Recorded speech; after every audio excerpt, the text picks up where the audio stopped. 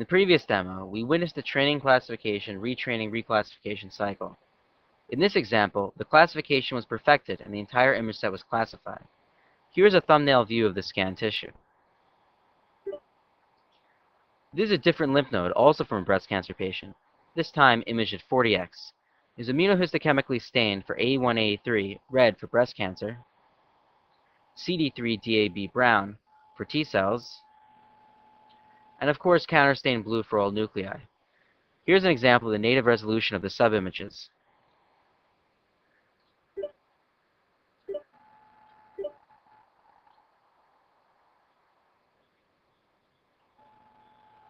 Here's the phenotype retraining panel.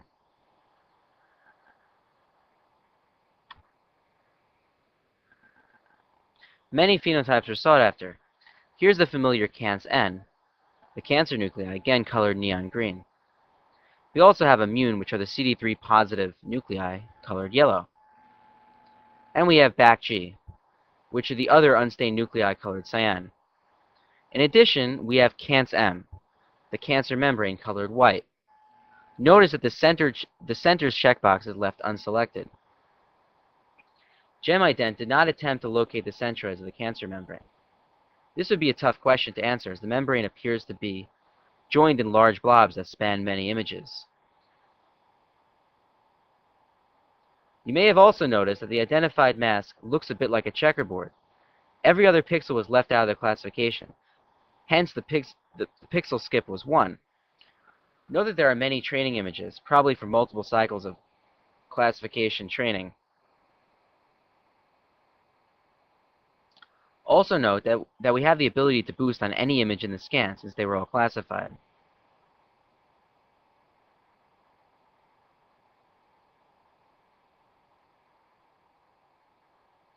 Now, let's begin some data analysis to demonstrate GemIdent's powerful features.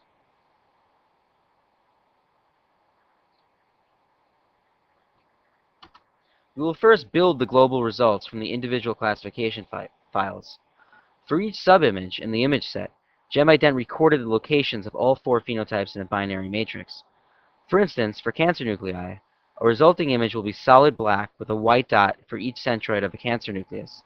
The build function will take all these resulting images and place each in its appropriate location in the context of the global image.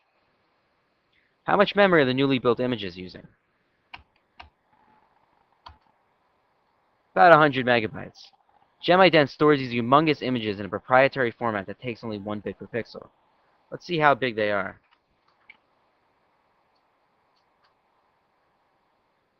That's pretty large. I wonder what the counts are for each phenotype.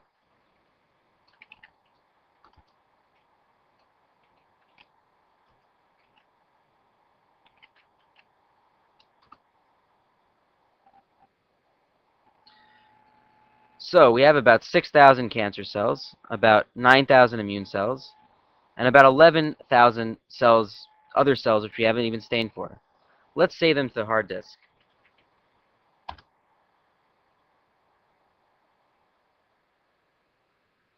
Although we have trained long and hard, there may be some lurking false positives.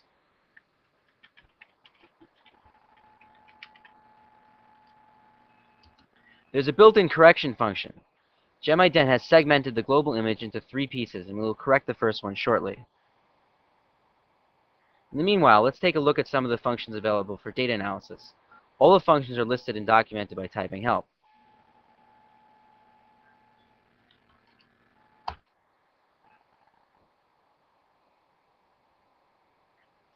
The basic operation of displaying, saving, and loading, and also deleting are here.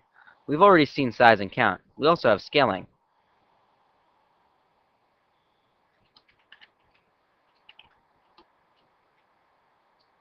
We'll look at the result of that later. Then we have the standard binary image manipulation, such as dilate and erode.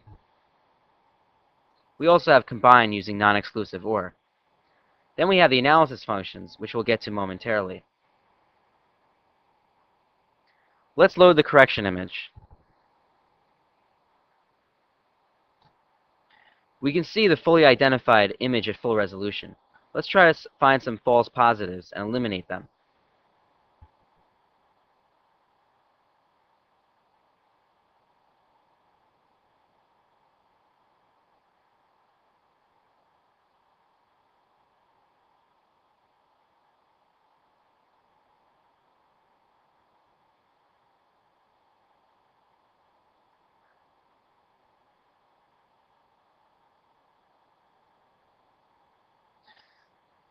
Here's a couple.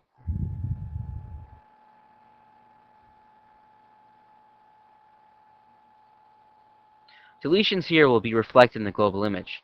For the most accurate analysis, the entire global image must be checked.